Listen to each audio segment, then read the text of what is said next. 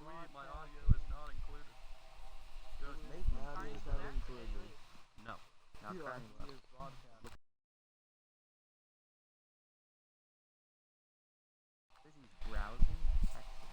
Hello, everybody, and welcome back to the EIF Network. We are here again, as am I, as always, your host, EIF owner Carney. I should say, as always, with the exception of that first episode of the podcast, but I was still there, right?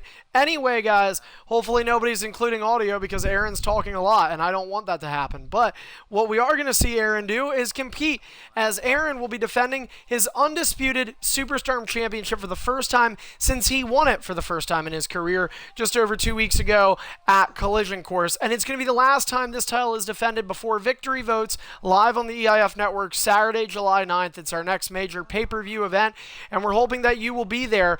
The question is, who will be there to defend the undisputed Superstar Championship? Well, it's going to be between two competitors, as NBC Master is invoking his rematch clause tonight to go one-on-one with the champ Aaron. The winner will move on, and on Saturday, July the 9th, face the number one contender, Jetstar, who is Finn Balor, for the undisputed Superstardom Championship. Now, if you guys did watch our full episode of Superstardom last week, Jetstar was able to earn that number one contendership by beating DZ, and so he'll be keeping a heavy eye on this main event match here tonight. We already had 6 matches here this evening. This is our 7th and final match of the night. And we also want to remind everybody we'll be planning, at least, on broadcasting again this Wednesday for when Frost makes his first defense as the Undisputed World Champion.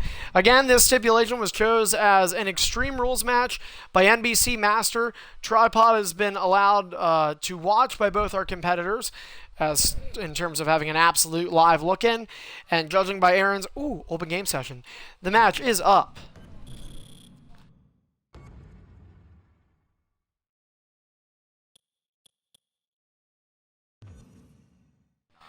This match will feature characters Dwayne "The Rock" Johnson and Brock Lesnar, the Beast incarnate. So it will be an interesting matchup. Last time those two had a one-on-one was SummerSlam 2002. There's been a lot of rumors over the last several years of a rematch eventually happening. Aaron is using a downloadable content version of The Rock. A legal version, though, it is allowed to be used here. And NBC Master is looking to win the championship back that he was never pinned or submitted for here tonight. Master looking to be a 2-time champion already. This month has marked, just about a week ago, Master met the 1 full year mark as an EIF superstar, and already looking for his second main event championship stint during that, which is pretty impressive. But Aaron will be looking to stop him. Aaron, a former Undisputed World Champion on ED. This is his first ever Undisputed Superstar title reign. He's hoping to make it count beyond the date of June 27th. The following contest is our main event of the evening and is contested under Extreme Rules for the EIF Undisputed Superstardom Championship. Introducing first, the challenger from Burlington, Vermont, representing, I always forget that one with him, I tell him, from Burlington, Vermont, representing the Beast, Brock Lesnar. He is NBC Master. And introducing his opponent, whose location I can remember, from Columbus, Ohio, representing The Rock, Aaron, the current reigning and defending Undisputed Superstar Champion, Phantom. Tried to sneak that one in there. All right, guys, Extreme Rules, the only way to win is by pinfall or submission, and, of course, by using your finishers or leverage pin if you have that. Ready? Ding, ding, ding. Our main event is underway, and a Suplex City is denied by Clothesline City. Yes, very generic response. But either way, Aaron, the champion, with the offense to start out. And Master having some of the nerves starting to creep in here in this one-on-one matchup. He picked Extreme Rules. That was, in fact, the first successful defense, the only successful defense he got to make against DZ. DZ began to use weapons that could conquer NBC Master, but Master is known to be a beast more than just the name of the character he represents in Brock Lesnar. He is a dominant force to be reckoned with as he drives the knee right into the side of Aaron's skull. This is the final episode of Superstardom in the month of July. By the way, guys, I want to remind you, Victory Votes has a ton of polls that you can still, the final episode for the month of June. Wow, this really is going to be a botch-a-mania, Aaron. Oh my gosh, it's terrible. I'm having a Corey Graves speech impediment if anybody saw those botch-a-manias. Anyway, NBC Master to the apron. It also doesn't help when you have 10 people screaming in your ear because, you know, everybody else normally doesn't do that, but you guys don't give a shit. So anyway, German suplex connects from Master. Aaron goes to the outside. And our first weapon has been grabbed. A steel chair, which has proven to be a weakness of NBC Masters in the past. And he runs it. Oh, nice jab, though. Able to take that chair right out of the hands of Aaron, which I found somewhat surprising that Master would pick weapons, although he is using them to his advantage for now. But I say that only because, you know, the weapons we saw in Hell in a Cell, inside Hell in a Cell at Superstars Reborn, things weren't going so well for Master because of them. We saw in his one-on-one against DZ. Hell, you could, in a way, call the Elimination Chamber itself a weapon. And obviously Master dropped that contest. So wasn't sure who this would favor more, but obviously for the time being, it is currently the challenger is Aaron. The champion is out of reversals.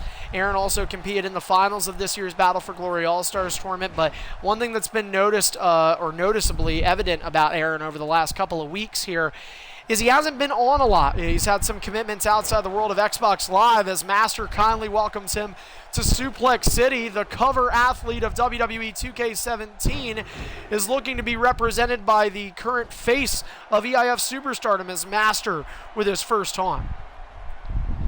And we said this earlier in our show that NBC Master may be considered the face of Superstardom, but he doesn't have the leather strap to prove that legitimacy. As Aaron Botchamania there in the ring for once.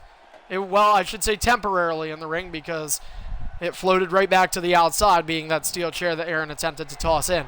And, you know, we've seen a number of great Superstardom champions in the past. Both these guys one-time Superstardom champions. But you look at the history of this championship going from Techno Legend, Brutality, Hybrid Maniac, even Anthony, Raymond, those guys at one point in their careers were undisputed Superstardom champions. Talk about Greedy, who's another guy.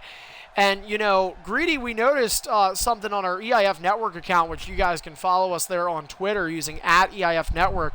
Just something very strange from Greedy. Now, we haven't seen him at all today. We don't know where exactly he is, but he just put, "My vision has been blinded. I have lost my sense of direction" at EIF Network. Not exactly sure why Greedy posted that or exactly what that means, but again, you know, he tweeted that at the EIF Network, and a manual countout will be installed here if Aaron does intend to stay on the outside. This is something that has happened, but not really sure, as we said, what that means. But we do know what is meant by the matchup we're seeing right now in our ring here on Superstardom, the main event of episode number 296 of Superstardom, and that is World Championship implications. Master gets the auto reversal. Oh, that's got to be something Aaron wishes he would have known. And Master with a big right hand. Aaron, you got to think, might be looking to wait, get that fourth reversal back, and NBC has just gained back his. T-bone suplex. So the steel chair being the only use of weaponry that has been added into play in this Extreme Rules match. Now remember, the match must end inside the squared circle, but the match can take place throughout the arena. There will be no countout installed unless there was an instance of what we just saw where in EIF those additional rules can be added.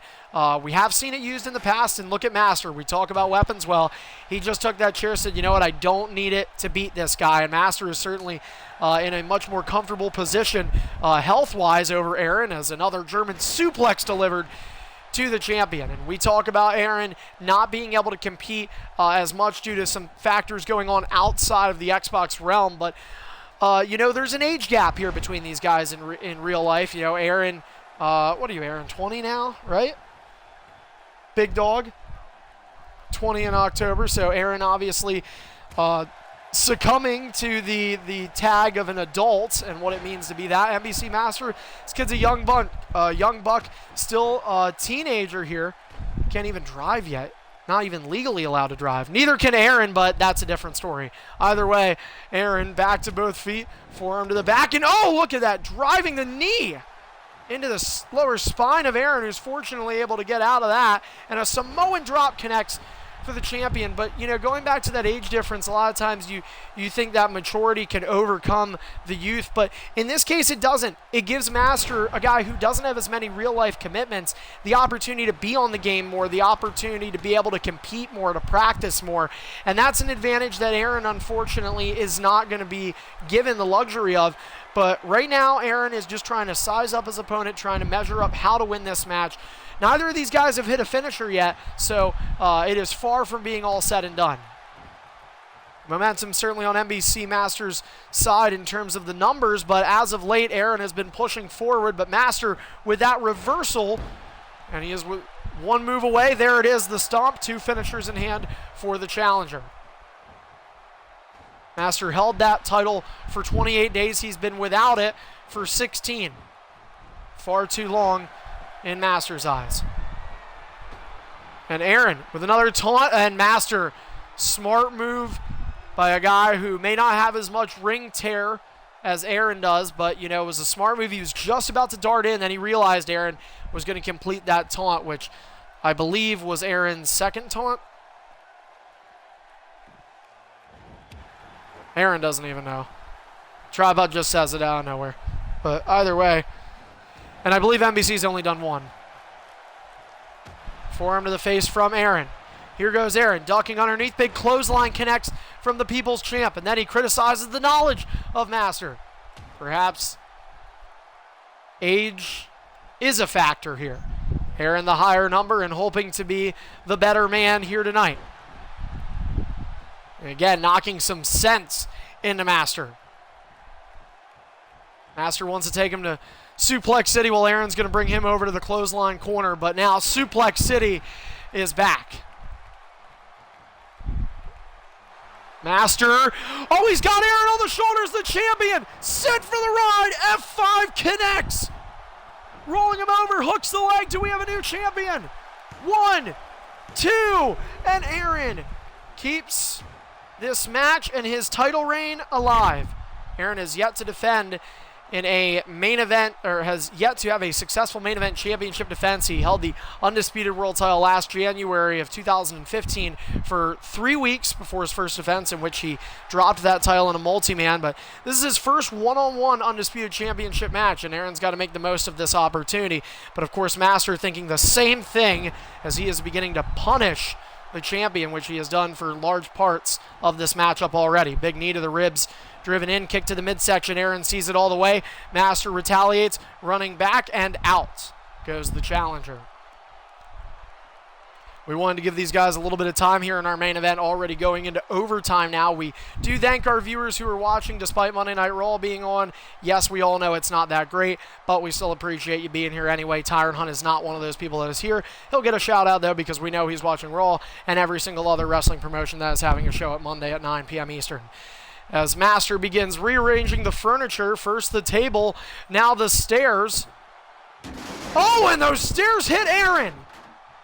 That's the second time. Aaron did not make, or somewhat of an amateur mistake made by Aaron. Earlier was the auto reversal given to Master. Well, Master just allowing the weapons to tempt Aaron, as Master now struggling to use the table himself. Well, forget what I said. There's a mistake on the end of Master. Botchamania found in both commentary and in-ring performance.